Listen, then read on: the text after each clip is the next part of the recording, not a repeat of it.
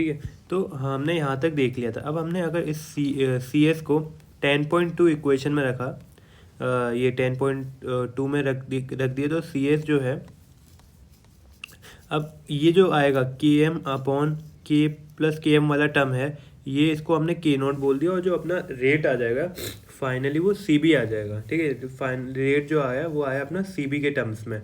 अब जो rate constant है, अब ये जो रेट कांस्टेंट है के नॉट आया है, वो तो हमारे के एम और के जो रिएक्शन का रेट है, रेट कांस्टेंट है, और जो मास ट्रांसफ़र जो मास डिफ्यूज़न हो रहा है उसका जो कांस्टेंट है, उन दोनों को कंटेन कर रहा है। तो हाँ, अब जो के नोट है ये उसका फॉर्मूला हो गया ना, हमने जो इसको रखा तो के नोट इसी के टर्म्स में आएगा, तुम देख लेना पुट करके। अब ये आया। अब हमारा जो के है वो हमने जो एक्टिवेशन एनर्जी के टर्म्स में होता है एरेनियस लॉ से, वहाँ इसको सब्स्टिट्यूट कर दिए, तो वैसे उसके फॉर्म में लिखी हुई है इक्वेशन। फिर क्या है कि हमको पता है कि अब ऐसा रहता है लो टेम्परेचर पे जो के एम है मास ट्रांसफ़र वाला है वो डोमिनेट करेगा, रेट वाला नहीं डोमिनेट करेगा।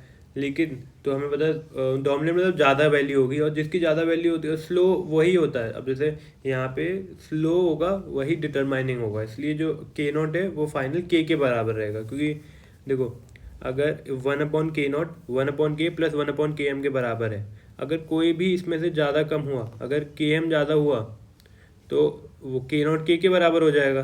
तो वही है ना, जो स्लो होगा वही डिटरमाइन करेगा, तो इसमें के स्लो है तो के नॉट के बराबर के हो गया।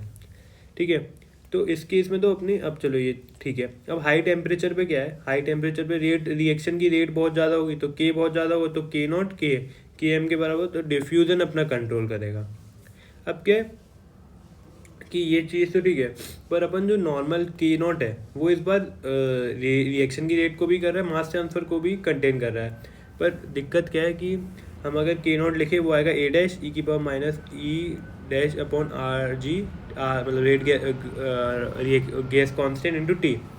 तो इस बार जो के नॉट है वो अपना रिएक्शन वाला नहीं है, वो मास ट्रांसफ़र वाले को भी इंक्लूड कर रहा है। अगर मास ट्रांसफ़र वाला इंक्लूड हो रहा है रेजिस्टेंस, तो मास ट्रांसफर वाला इंक्लूड हो रहा है, तो जो ये जो आएगी एक्टिवेशन एनर्जी वो रिएक्शन की तो नहीं आएगी, ऑब्वियस है, वो तो अलग ही आएगी रिएक्शन से। क्यों, के जो है वो के नॉट है वो दोनों को कंटेन कर रहा है, तो जो एक्टिवेशन एनर्जी वो अलग अलग आएगी। तो एक्टिवेशन एनर्जी अलग आएगी जो रिएक्शन की हो रिएक्शन से। तो यही बात है कि एरर देगा एक्टिवेशन एनर्जी में अगर एक्सटर्नल डिफ्यूजन सिग्निफिकेंट है उसका रेजिस्टेंस। ठीक है, मतलब देखो लो टेम्परेचर पे तो हमारा जो के है के नॉट है वो के ही बराबर है, तो ये हमें एक्टिवेशन एनर्जी ही देगा। रिएक्शन का के नॉट के बराबर है, रिएक्शन वाले के बराबर है, तो जो के नॉट है वो तो रिएक्शन वही देगा, तो कोई दिक्कत की बात नहीं है। तो लो टेम्परेचर पे ट्रू एक्टिवेशन एनर्जी और एपरेंट एक्टिवेशन एनर्जी में कोई डिफरेंस नहीं होगा, वो सेम होंगे। ठीक है, और और हाई टेम्परेचर पे तो फिर वेरिएशन आता रहेगा। ठीक है, और ये जो ऊपर वाला फॉर्मूला था वहाँ अपन ने वो सब्स्टिट्यूट किया। ठीक है, क्या नाम है कि वो उसको उसके टर्म्स में रेसिप्रोकल लेके ये आ गई फाइनल के नॉट की अपनी इक्वेशन। ठीक है, जो 1/k0 वाला था, इधर ये सब्स्टिट्यूट किया, इधर एलसीएम वगैरह लोगे तो यही आ जाएगा।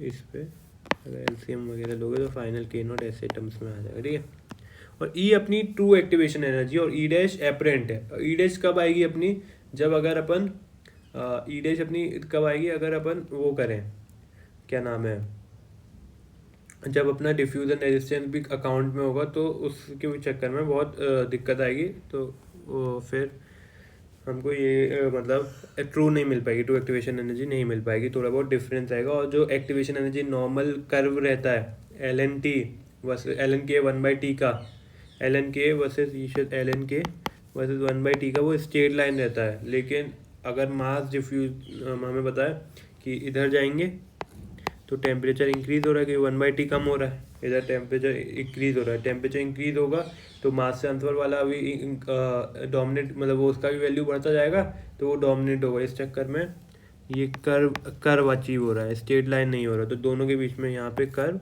और स्ट्रेट लाइन, मतलब दोनों में अंतर है। ये अपन को ट्रू एक्टिवेशन एनर्जी दे रहा है, ये एपरेंट दे रहा है, ये ट्रू दे रहा है, ट्रू एक्टिवेशन एनर्जी, और ये एपरेंट दे रहा है, ये दोनों के बीच का डिफरेंस हुआ, ठीक है।